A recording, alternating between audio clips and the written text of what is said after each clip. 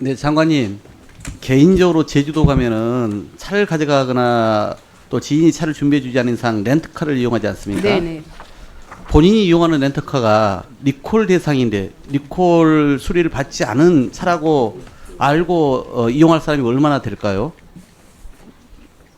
그 말씀을 드리는 것은 예. 지금 제가 이제 표에 나와 있는 것처럼 현재 제주도 렌트카를 좀 봤습니다.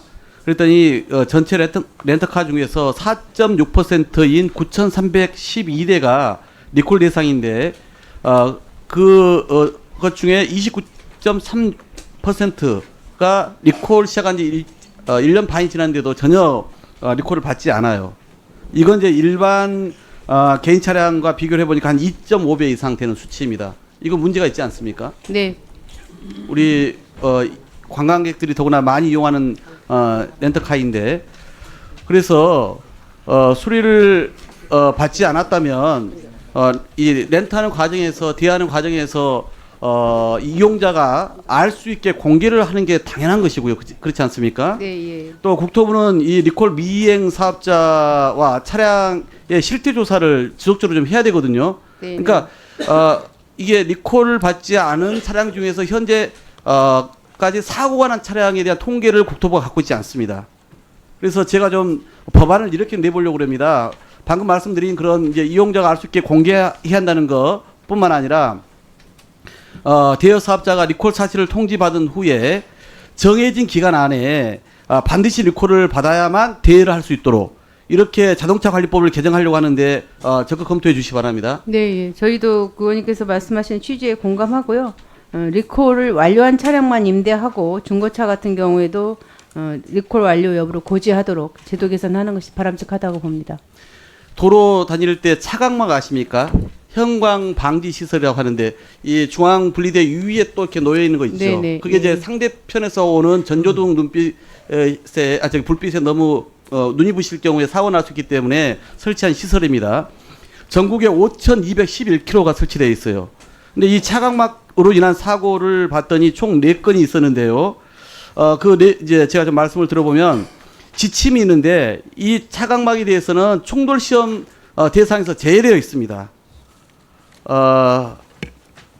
이 중앙 분리대 같은 경우는 당연히 그 충돌 대상에 포함되어 네네. 있거든요. 그래서 이런 내구성 문제가 있고요. 또 볼트가 이제 중간에 풀려가지고 이것 때문에 사고가 난 경우들이 있었어요. 네, 근데 네. 여기에 대한 관리도 부실하고 시공이 제대로 되었는지도 좀 점검이 부족했습니다. 그래서 이 차각막의 충돌 시험은 물론 검토는 물론 차각막 그 설치 지점에 대한 지속적인 점검이 필요하다고 생각하는데 어떻게 보십니까?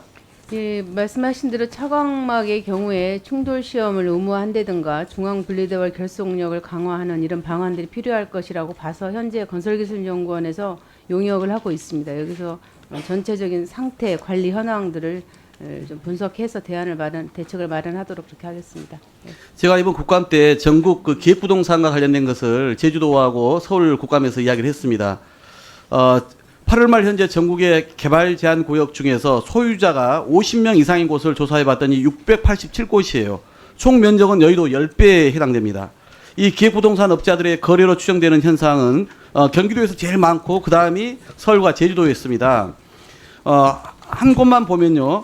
한 필지당 소유자가 가장 많은 곳이 경기도 성남인데요. 4,829명이 갖고 있어요. 좀 상식적으로 납득이 안 되는 그런 지역 아닙니까? 그래서 경기도는 보니까 실태 조사에서 형사고발 과태료 부과한다고 하는데 현행법상 처벌 근거가 약합니다.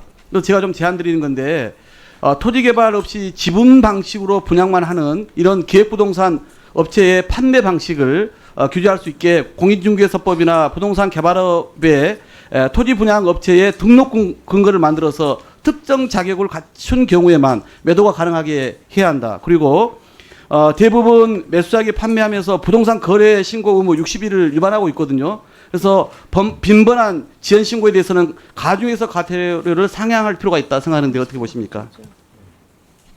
네. 그 신고 기간은 30일로 이제 법이 개정됐고요. 예, 말씀하신 문제에 빈번할 대해서 경우에는 예, 과중하자는 얘기고요. 저희들이 검토해서 시정 조치할 수 있는 근거를 마련하겠습니다. 예. 끝으로 서울 전세가 3억 이하 아파트가 5년 사이에 4분의 1 수준으로 감소를 합니다. 그런데 반면 5억 고액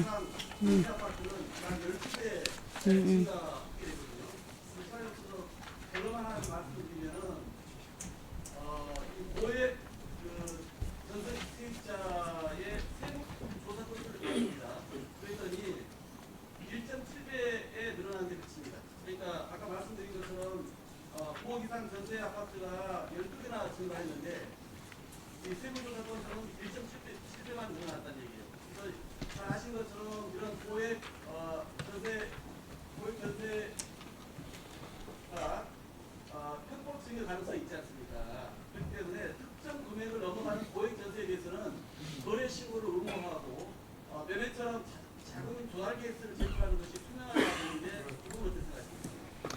일단 가격대와 관계없이 아까 무슨 갭 투자라든가 깡통 전세 이런 문제들까지 다 포함을 해서 임대차 시장을 투명하게 관리하는 것이 시장의 투명성이라든가 입찰인에 대한 보호라든가 이런 면에서 필요하다고 생각을 하고요. 그다음에 고액 전세를 비롯해서 의심이 가는 거래에 대해서는 관계기관에서 합동으로 지금 단속을 하고 있고 앞으로도 그런 사례가 있을 때는 적극적으로 단속하도록 그렇게 하겠습니다. 네네, 알겠습니다. 네, 알겠습니다. 네. 네, 박홍근 의원님 수고하셨습니다. 다음은 존경하는 박덕흠 의원님 질의해 주시기 바랍니다.